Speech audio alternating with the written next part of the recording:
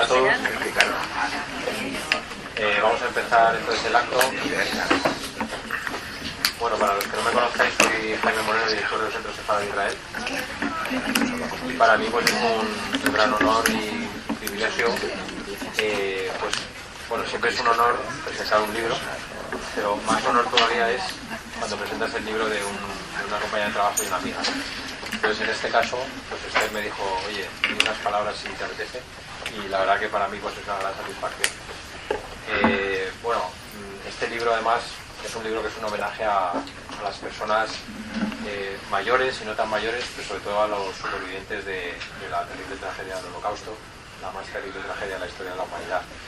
Es un libro que hace además una descripción muy ágil, muy fácil, y yo la verdad que siempre he admirado la capacidad que tienen los escritores para observar la realidad, transformarla luego en ficción y recrearla y utilizar sobre todo las anécdotas que han vivido en el día a día y transformarlo en ficción, y todo lo material y lo inmaterial pues describirlo de esa forma tan precisa y especialmente las emociones, algo tan difícil de describirlo.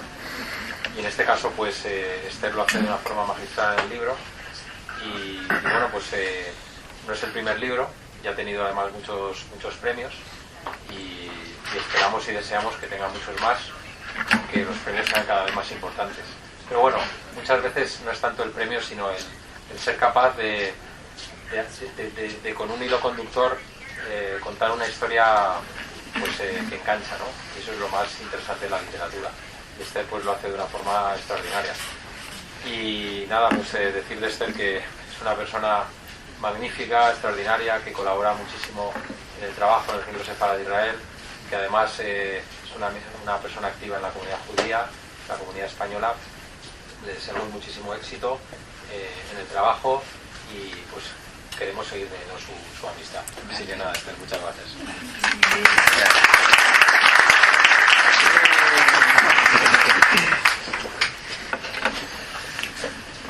Bueno, buenas tardes y muy bienvenidos a esta presentación. Para mí es un verdadero placer estar aquí con Esther y con Juan Carlos. De verdad que muchísimas gracias. Y venimos a hablar de tu libro, evidentemente, Escucha el silencio, que me ha parecido, para empezar y metiéndome de lleno, una historia absolutamente maravillosa, que es casi como un desafío. Un relato de una búsqueda de lo completo, de una historia completa en un mundo que parece decidido a no mirar nada más que como mucho la mitad de las historias, ¿no? Y por eso ya me parece que es oportunísimo este libro, pero es que tiene muchas cosas más. Para empezar, que estableces un ejercicio de la memoria en muchas de sus facetas, ¿no? Desde la memoria personal a la memoria, digamos, familiar, o a la memoria de grupo, a la memoria de pueblo, de tribu, incluso a la memoria de empresa, ¿no? Con todas las zonas claras y las zonas oscuras que tiene la memoria. Y en ese sentido me parece muy revelador que tú dibujas la memoria como algo que es parcial. Y eso también es importante en este momento, ¿no? El hecho de que sea una manera de estar en el mundo muy abierta a escuchar al conocimiento. Y no en vano, la persona protagonista es una persona sorda que no tiene toda la capacidad de poder atender y por tanto tiene mayor dificultad para ir investigando, ¿no? En fin, sin adelantar mucho, incluye también memorias borradas, ¿no? Porque incluso el lugar donde todo ocurre pues no es el mismo lugar donde ella busca las raíces del bien, porque incluso otra cosa maravillosa es que lo que estás planteando es que es difícil incluso la búsqueda del bien, no deja de haber dificultades en ello. Por otro lado, es toda una biblioteca porque está trufada de libros por todos los lados. Es un canto a la escucha, a la solidaridad entre las personas, ¿no? Y desde luego lo que más tiene es que es casi como un palacio lleno de secretos y de la fascinación de ir descubriendo uno tras otro, ¿no? Un puzzle que el lector está apelado a completar, ¿no?, a lo largo de toda la historia. Y bueno, a mí me gustaría que empecéis a hablar vosotros, sobre todo, supongo que lo bonito sería empezar a oír sobre el origen del libro, por qué surge esta historia que mientras uno la lee, además, está todo el rato dudando cuánto hay de verdad. Hay demasiada verdad detrás como para no pensar que hay algo real detrás, aunque la historia sea una ficción, ¿no? Y me gustaría que empezarais hablando de eso. Bueno, yo lo primero es darte las gracias. Hoy es el día de Acción de Gracias, por cierto. Claro. Y así que empiezo dando las gracias a vosotros que estáis aquí y a todos vosotros que habéis venido. Y yo sé que es difícil llegar y acercaros, así que muchísimas gracias. Y también doy las gracias al presidente de la Asociación de Sordos de Madrid, porque me preguntaréis, ¿y por qué hemos querido que haya un intérprete de lengua de signos? Y es que la protagonista, como Jesús ha dicho, tiene dificultades para oír y utiliza la lengua de signos, entonces me parecía importante además compartirlo. Y me parece, el título se llama Escucha porque una de las oraciones más importantes nuestra es Shema Israel, escucha Israel.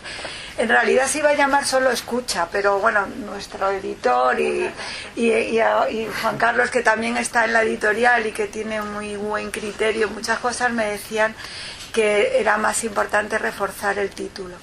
Y en ese sentido, por eso queríamos que pudieran participar personas que también a veces están olvidadas en nuestros ámbitos culturales y que me parece importante que se incorporen. Detrás del libro estaba también el libro de Oliver Sacks, Veo una voz, que a mí es un libro que me gustó muchísimo. Aprendí mucho con él, aprendí de la historia, del esfuerzo, y bueno, y además también él contaba que España había sido muy sensible a este tema y que fue Pedro Ponce de León el primero que escribió un libro para explicar cómo educar a las personas que tenían problemas de audición. Lo que pasa es que ese libro se perdió, pero bueno, fue en España, aparece por primera vez ese libro.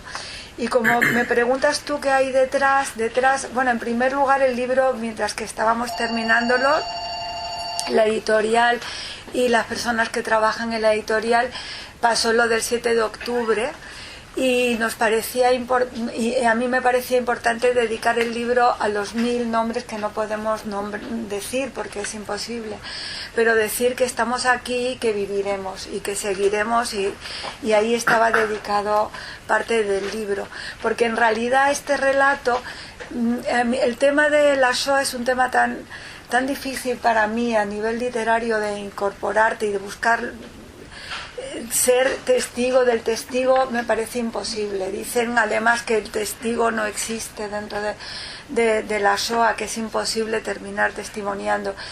Entrar desde el punto de vista literario a mí me resulta muy complicado, pero desde el Centro Sefarad de Israel hemos trabajado con muchos supervivientes. Hemos traído, cada año traemos un superviviente. Este año vamos a traer otro superviviente, un niño pequeño que sobrevivió escondido. Tú has trabajado también, has estado en el Yad Vashem. El centro lleva muchos profesores al Yad Vashem, yo he estado en el Yad Vashem. Entonces he querido hacer un homenaje también al Yad Vashem, pero sobre todo a los justos de la humanidad, que el Yad Vashem los recoge. Justo estoy leyendo el libro de Netanyahu sobre la Inquisición española, y una de las cosas que más me sorprenden de la masa enfurecida que es capaz de quemar barrios, hay también gente que se opone, pero lo ves también en el siglo XV. Un señor, un alto cargo en Lérida se opuso y también acabaron con él. Pero entonces esto nos da una idea de que frente a todo este mal siempre hay quien se enfrenta, y no solamente parte de la víctima, sino gente con sentido común y que tiene que la humanidad forma parte de su querencia y de su ser. Y luego, por otro lado, a España llegaron gente que era superviviente del Holocausto, como la familia Borer. Tenemos aquí a mi querida amiga Eva, que ha escrito también un libro que vamos a presentar dentro de poco, y también la Violeta Friedman. Pero a la vez que estaban supervivientes, convivían gente que se escapó del Holocausto, o sea, que eran parte de los verdugos, con las zonas grises, como mi querida amiga Berta Villasmaus se encarga también de contarnos, ¿no? Que también aquellos que estaban y que pudieron estar del otro lado, también hay zonas grises en sus historias, pero hay otros que están claramente definidos como León de Grel. Entonces todas esas historias me parecían, forman parte de mi experiencia de todos estos años, y el resultado es una familia que vive en Uruguay que busca quién ayudó a pasar la frontera. En ese sentido también Joseph Calvet, siempre se me olvidan nombres, así que por eso lo llevo apuntado. Joseph Calvet ha escrito un libro fantástico donde recoge muchas historias personales que me parece importante darle nombre, como te digo, tú has hecho también en tu artículo. Es importante poner esos nombres y contar esas pequeñas historias. Entonces, en el libro Joseph Calvet cuenta muy bien cómo muchos escaparon a través de España porque era una frontera abierta para poder hacerlo, pero era solo un lugar de tránsito. Luego no podían estar, y además en la historia española los tiempos iban cambiando, o sea, no era lo mismo al principio de la guerra que al final. Pero todo eso es importante tenerlo siempre en cuenta porque forma parte de nuestra historia. Y es importante que nuestros jóvenes, que además es una sorpresa descubrir jóvenes que estén trabajando también en este tema, ¿no? Y que les interese, pues nuestros jóvenes están investigando, y entonces tener todo eso desde un punto de vista de la literatura que pueda abrir iluminar zonas que no puedan contar la historia ni la memoria, me parece importante. Decía Gershom Scholem que la cábala ilumina lo que no se puede nombrar, pero eso que dice de la cábala yo creo que también se puede decir de la literatura, y en ese sentido, respondiéndote en ese sentido es de lo que es la respuesta de mi libro. Qué maravilla, yo casi que no quiero hablar, quiero seguir escuchando a Esther hablar. No, algo tienes que decir. Tengo que decir algo para justificar que tengo silla y hay mucha gente sin silla. Bueno, buenas tardes, muchísimas gracias por venir a todos y muchísimas gracias otra vez por permitirme estar contra ustedes. Gracias, Esther, por supuesto. Esther es una generosísima y grandísima amiga que cometió el error de mostrarme esta novela en manuscrito, y bueno, como yo soy tan metiche, como se dice en Venezuela, le empecé a decir cosas que podía para modificar y eso, porque uno es muy zafrisco, como se dice en Venezuela. Y bueno, tuve la oportunidad de leer esta novela en manuscrito, en su primer manuscrito. Esta mañana la volví a leer con muchísimo gusto. Y tengo varias preguntas que hacerte, Esther. Yo no quiero monopolizar lo que estás diciendo, porque todo lo que estás diciendo es cierto, y nosotros como venezolanos debemos a los judíos enormes cantidades de progreso, vamos a decir así. De hecho, por cierto, quiero encender una vela por una de nuestras grandes escritoras venezolanas que falleció hace 3 días, Elisa Lerner, con 92 años, murió en Caracas. Y dejó una obra extraordinaria que bueno, ya leeremos en su momento. Pero tengo una cosa, lo primero que quiero comentar es esto, Esther, que lo comentamos cuando hablamos del libro Refugio. No sé si se recuerda, el agregado cultural lo recuerda. El humor en este libro está presente constantemente. Cuando yo leí el libro, lo primero que dije, esto es una novela policial, y tiene que publicarla Susan, porque esta es una novela policial que es para Ana Grela, para que Esther viaje por todos los festivales de novela negra que hay aquí en este país. Pero una cosa que no le dije a Susan es esto, Esther, hay mucho humor por todos lados. La historia es una historia, como está diciendo Esther, digamos, un poco oscuro, porque tiene que ver con la huida de mucha gente desde Europa a través de España hacia América. Pero, por ejemplo, el personaje que tiene dificultades de audición, es sordo, se llama Mira. Porque, claro, como no oye, mira. Y es muy observadora, está completamente... Entonces ella llega a un pueblo de Galicia. En ese pueblo se supone que está como el secreto de cómo hicieron su abuela y su tío abuelo para huir. Y llega inocentemente a averiguar y cae y se convierte en una detective sin querer. Cosa que también es muy gracioso. Es una detective por casualidad. Y se construye, en vez de una novela sobre el éxodo hacia América, se convierte en una novela de un policial metafísico al estilo de Friedrich Dürrenmatt, el escritor suizo. Y quiero preguntarte cómo trabajaste tú el humor, en qué pensaste o son cosas que te salen así porque el humor judío siempre aparece solo. Bueno, lo primero es porque a mi madre le encantaban las novelas de Agatha Christie y le encantaban todos los misterios. Mi madre encontraba un misterio donde no lo había, llamaba el lechero a la puerta y entonces ya había algo detrás que no era solo el lechero. O le decías, voy a ir a tal sitio y te decía, no, ahí no vas a ir. O sea, tenías que exagerar para que ella redujera la historia, si no la exageraba. Entonces, como le gustaba mucho, siempre que escribo intento meter algún misterio que mi madre tuviera que descubrir, y en ese sentido por eso hay aquí un asesinato de alguien que ella tiene que investigar, pero está basado también en algo que leí en alguna ocasión, un misterio de un asesinato de un sacerdote en un pueblo, y a mí me resultó muy extraño. Entonces a partir de ahí tiré del hilo y quise darle a esa historia un sentido.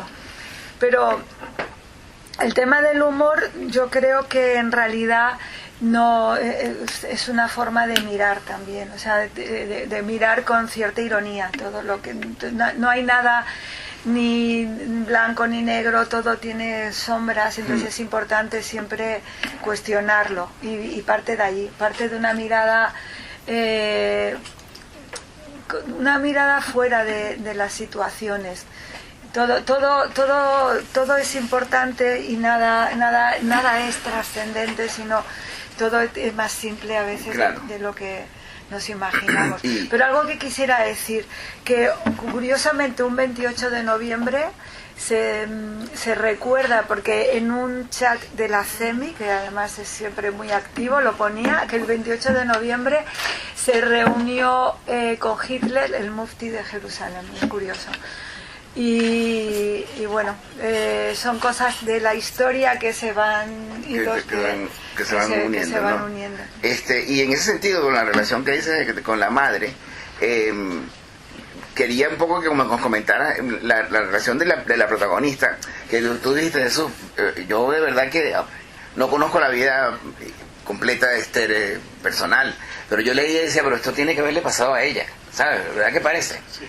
Lo cual no es verdad, porque el novelista no tiene por qué contar cosas que le hayan pasado así. Luego es muy bonito que se hace investigadora, se hace detective verbalizando. Eso es algo muy bonito, pues es una persona que está siempre anotando y leyendo anotaciones. Y cosas de voz, ¿no? Y entonces, claro, y entonces a través de las cosas que escribe, graba y lee, empieza a caer en la cuenta de detalles que ha observado, ¿no? Y poco a poco va uniendo los puntos. Y yo no sé si el semiramista, ya que dices que se hace detective, igual el seminarista es un poco su Watson. Sí, yo no estoy seguro quién es el Watson de quién. Pues efectivamente, porque ella investiga la protagonista, se encuentra con un seminarista italiano y empiezan a investigar entre los dos, porque los dos eran amigos de la víctima. Y ahora porque lo pregunto, no sé quién es el Sherlock y quién es el Watson ahí. Son un poco los dos Sherlocks y los dos Watson, ¿es verdad? ¿Tú qué crees, Esther? Pues no lo sé, pero a mí me gusta mucho como pareja. Lo que pasa es que él es sacerdote. De verdad, a ella le gusta, a Mira le gusta eso. Sí, pero ahí hay una erótica también. Claro, pero es cura, ¿no? Entonces no... Pero me gusta mucho como pareja funcionan bien. Mira. Y lo de Mira... Lo cual anuncia una saga, ¿no? Entonces. Pues sí, la verdad que ya los he llevado a Italia. ¿Ah, sí? Sí. No, mentalmente. Pero buena idea, mentalmente. Era Susan, apunta ahí otro libro. Mentalmente. No, pero mi madre se llamaba Mari, pero también muchos decían que era Mary o Mira. Y entonces yo estaba jugando también con esa cercanía, porque es un nombre que me recordaba mucho a mi madre, no sé por qué, y como te digo que a mi madre le encantaba investigar, pues... Pero claro, lo del asesinato y de lo de la investigación no es que me haya pasado directamente. Ni a tu madre. Ni a mi madre. Mi madre sí, porque se pasaba el día entero investigando cosas. Pero no a mí. Lo que pasa que sí es verdad que la experiencia de gente con la que estamos alrededor constantemente, finalmente te impregnan de sus historias. Y entonces todo el tema de la Shoah está muy presente constantemente en nuestra vida. Y aparece Perla Hassan como un personaje también, que es realmente un personaje real, que es la que llevaba el tema del Yad Vashem en España, y que además trabajó muchos años. Entonces me parecía importante también hablar de esa parte, porque me interesaba resaltar el tema de los justos. Yo creo que la educación que la estamos dirigiendo hacia el recuerdo y la memoria, a veces también sería interesante estudiar qué hace a alguien desarrollar la fuerza para oponerse, porque ahí es donde está ahí es donde está el futuro. O sea, cómo desarrollamos esa fuerza que hace que defendamos a alguien o cojamos a alguien y lo llevemos al sótano de nuestra casa. ¿Y por qué Galicia? ¿Por el asesinato del cura que leíste? Bueno, porque hay mucha gente que relaciona mucho Galicia con el mundo judío también, y que hay una forma de no dar nunca la respuesta, sino preguntar con otra pregunta. Y me interesaba ese ambiente. Y además creo que al sacerdote ese que de verdad mataron en su momento, creo que había pasado en la zona de es una frontera muy porosa, sí, muy boscosa. Claro, y hay esa cosa mágica alrededor en Galicia, ¿no? Que da pie para eso. Las hermanas Touza, por ejemplo, también hay una línea de ferrocarril que salvó a muchos judíos, y esa familia, esas tres hermanas, pues sí tuvieron un papel muy importante también. Sí, es un escenario muy interesante para plantear novelas de intriga o novelas de incógnitas, ¿no? De enigmas. Son esos temas fronterizos que además se dan mucho para el contrabando y para el juego, ¿no? Y la novela tiene unos planteamientos también acerca de la ética que me parece importante. Entonces yo creo que ahí esa zona entre mares y fronteras me situaba muy bien esa mentalidad fronteriza, ¿no? Que también es la frontera también de la ética, que a veces está jugando con muchos elementos. Bueno, cuidado si vas a decir eso cuando presentes en Galicia el libro. Es la frontera de la ética. Mira, Esther, una cosa, hay un concepto que maneja aquí la autora y lo reflexiona, una antinomia, los pone casi como antónimos, que es el concepto de optimismo y de esperanza. A mí me gustaría que hablaras un poquito de esos dos conceptos que desarrolla la autora, bueno, la narradora realmente, ¿no? Bueno, muchos supervivientes, cuando cuentan cómo de ahí viene la palabra resiliencia también, de la idea de los supervivientes. Muchos de ellos cuentan que lo que les daba fuerza es saber que luego podían contar. Lo que sorprende es que alguien que esté viviendo el horror que estaban viviendo piensen que luego a alguien le puede importar lo que ellos cuenten, porque claro, ahí hay un derrumbe del ser, pero ellos piensan que va a haber a alguien fuera que luego les va a importar lo que ellos cuenten, y eso les da esperanza. Entonces yo creo que la esperanza ante cualquier drama o cualquier trauma es un vehículo para salir en una pista, una autopista. Hay una cosa que dices que es una frase que es para grabártela, ¿no? Que para el optimismo no hace falta ser valiente, pero para la esperanza sí. Para la esperanza sí. Sí. Y a mí me parece uno de los diamantes que hay en este libro, ¿no? Sí, esa es porque es una reflexión. Sí, del rabino Sachs, creo que venía de ahí. ¿Cómo lo puedes repetir? Que para ser optimista no hace falta ser valiente, pero para tener esperanza sí, hay que ser valiente. Porque quizás para ser optimista solamente esperas que ocurran las cosas, no dejas todo al azar, ¿no? Y la esperanza implica una especie de esfuerzo. Yo tenía esperanza hoy de que vinierais a ver. Mira, pero hiciste el trabajo de avisarle a todo el mundo porque Fuiste valiente. Sí, fuiste valiente. Y bueno, dijiste que te costaba mucho crear historias y conseguir una novela, pero me parece que no es verdad porque bueno, has escrito mucho. Y esta novela se lee con muchísima... Y bueno, aquí hago la publicidad. Es muy fácil de leer en el sentido de que es una novela muy amable, muy suave. Todo lo que tiene que ver con lo policial y con la intriga, en realidad se va como diluyendo en la reflexión que va haciendo constantemente la narradora, que es la protagonista. Mira, claro que es como hay como tres entes distintos. La autora, que es Esther, Mira, que es la protagonista, y al mismo tiempo es la narradora. Son tres personas, son tres entes distintos a los que piensan distinto. Porque cuando Mira actúa... o sea, cuando el personaje actúa en la novela, se deja como arrastrar por los acontecimientos. En cambio, cuando está reflexionando, que es la narradora, hay como una especie de análisis como más profundo, y es lo que hace que sea como muy metafísico en ese sentido. Bueno, si no han pillado bien lo de metafísico, les recomiendo que lean El juez y su verdugo, se llama, la novela de Friedrich Dürrenmatt.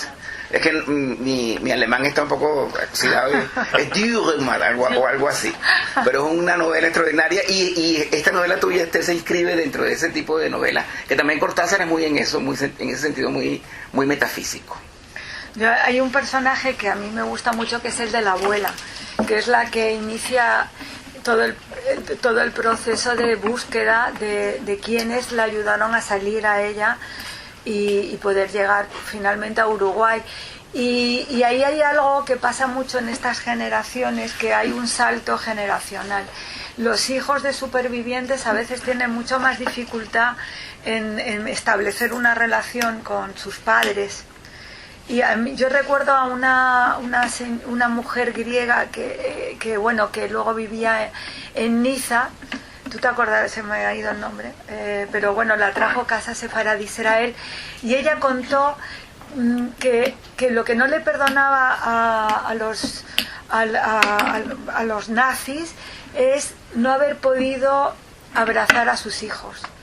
Y ahí tenía ella una dificultad muy grande. Yo creo que esa dificultad que tienen los supervivientes luego pasa a otra generación, y los nietos empiezan a acercarse a ellos de otra manera, y pueden encontrar un diálogo, que es lo que pasa con los personajes de esta novela. En Argentina, por ejemplo, hay grupos de jóvenes que cada uno de ellos adopta a un anciano para convertirse en su testimonio, en escuchar, para luego ser el que reciba esa historia cuando ya no esté ese anciano. Entonces eso me parecía importante también recordar, ¿no? Cómo es importante que las nuevas generaciones establezcan esa alianza para mantener esas historias vivas. Bueno, quizá porque siempre ocurre así, ¿no? El anciano se comunica mejor con el muy joven que con el de la generación posterior. Incluso en la Odisea, Telémaco habla con Néstor. Néstor es el que le habla, le cuenta la historia. No es su padre ni alguien de la generación, sino la generación de un brinco, ¿no? Quizá porque hay una cosa ahí... Sí, yo creo que se establece un problema generacional de diálogo, ¿no? Para poder... Los hijos necesitamos separarnos de los padres para poder ser y organizar nuestra identidad fuera del padre, como Kafka con su padre, claro, ¿no? claro. En realidad que él escribió esa carta, pero no se la llegó a mandar nunca. Yo no sé si se lo hubiera querido mandar, probablemente no. Él se desahogó, como nos desahogamos todos, y luego lo que pasa es que ya nos hemos quedado con la carta y pensamos que... Pero él no se la llegó nunca a mandar, y es porque es muy complicado. Nos tenemos que separar para organizarnos, ¿no? Y es muy bíblico, la luz se separa de la oscuridad, o sea, siempre necesitamos, para la creación, la separación es fundamental. Y entonces uno, para crearse a sí mismo, necesita y el nieto no, porque el nieto no está tan unido, tiene muy claro esa distancia con el... Bueno, mi madre siempre dice que los abuelos son los padres dulces. porque permiten todo, ¿no? Claro. Mira, Esther, una cosa, y ahora, independientemente de la fuerte relación que hay entre lo que tú escribes y tus orígenes y tu pasado, y tanto como persona como miembro de una comunidad, como escritora, el proceso tuyo de escribir una novela como esta, porque Esther tiene ¿cuántas novelas? No, ya no me acuerdo cuántas son, un montón. Tela, y son novelas muy distintas. Esta es una novela muy sui generis dentro de tu propio dentro de tu propia obra, ¿no? ¿Cómo haces ese proceso de creación de una novela? ¿Cuándo sabes tú que es una novela de esta naturaleza? ¿Y cuándo sabes tú cuánto va a durar la novela y cómo van a ser los personajes? ¿Eso va saliendo solo o cómo es? Digo, para que expliques un poco aquí a la audiencia. Él quiere que lo explique a la audiencia, él es escritor y sabe perfectamente cómo Sí, porque la literatura no solamente es finalidades sociológicas o históricas, no, claro. Hay literatura ahí también. Claro, mi padre que le he perdido este año, me decía siempre, deja ya del tema judío, pero en realidad leo autores americanos judíos y ellos escriben, o sea, a mí me interesaba que el tema judío formara parte de lo que yo vivo, o sea, no quería falsear por no hablar me obligaría a no hablar. El problema de ser escritor judío en España es que hay muy pocos, tenemos a Berta Benzalón que está aquí, pero hay muy pocos escritores y hay muy poca influencia, nuestro mundo está muy perdido aquí. Y tenemos las influencias del mundo francés o del mundo americano. Uh-huh. Y entonces a veces algo muy malo para la literatura es que nos vemos obligados a explicar demasiado. Y eso está mal. Claro. Y eso está muy mal. O sea, entonces ahí yo evito. Por eso hay mucha gente que me dice, ¿por qué no metes luego un anexo con un diccionario? Y yo procuro que las palabras estén explicadas en el texto. No que tengas que salir del texto para ver lo que significa. Entonces intento que estén incorporadas. Y también intento dar por hecho que la gente conoce y lo sabe. Como hace cualquier escritor americano que no tiene que explicarlo todo ni justificarlo todo. Entonces, y cada historia encuentra su sentido. Normalmente yo procuro no hacer novelas demasiado largas y las estructuro desde el principio. ¿Qué significa eso? ¿Haces un esquema? Hago un esquema, siempre. Siempre hago un esquema de capítulos y como un dibujo. A mí me gusta mucho el dibujo y el boceto, entonces es como si hicieras un boceto de la novela, el tamaño, el peso que tiene que tener, cuántas páginas más o menos, y luego estructuro a través de capítulos. Y hay novelas que incluso escribí el final antes como un juego para llegar.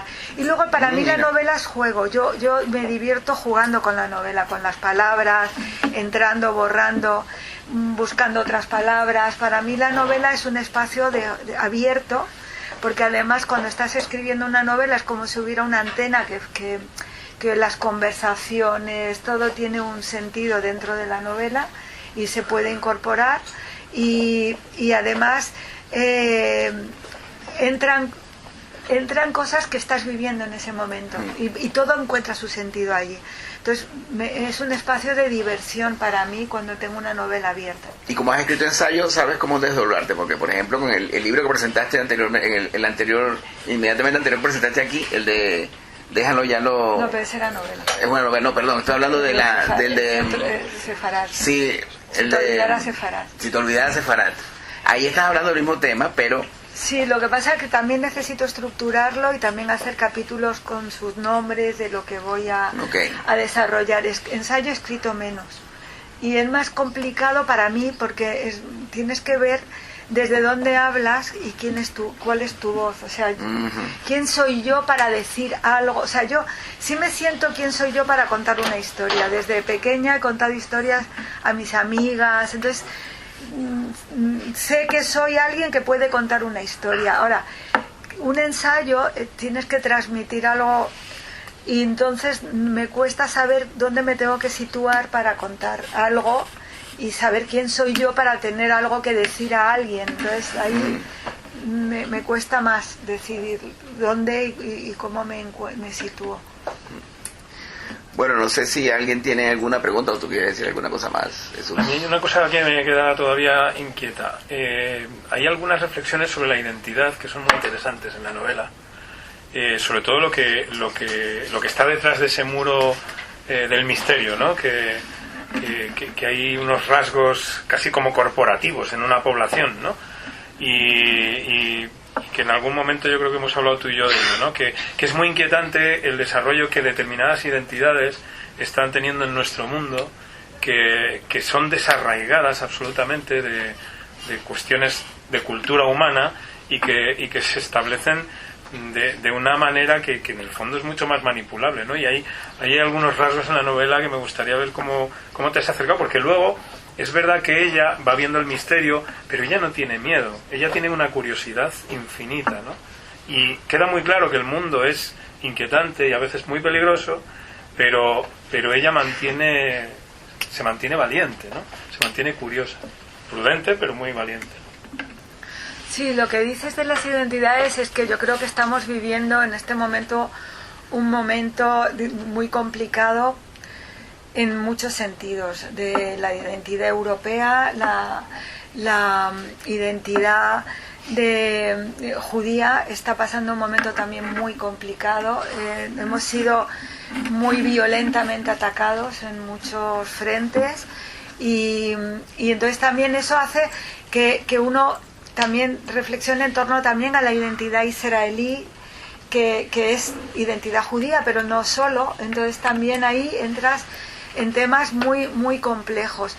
Y frente a todo eso vemos que políticamente hay una gran polarización muy fuerte que hace que se rompan también identidades políticas que hasta entonces habían sido amables y humanistas en todos los lados. Y de repente vemos que eso se fractura.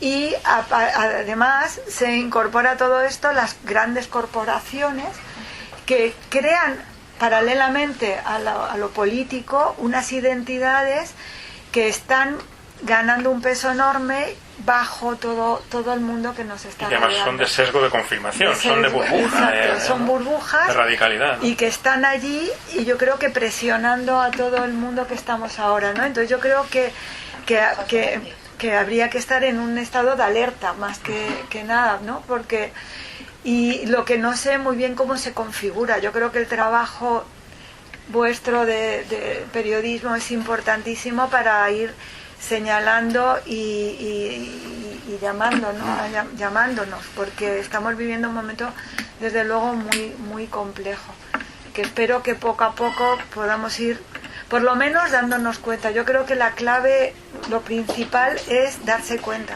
en un primer momento. Es la clave para ir resolviendo.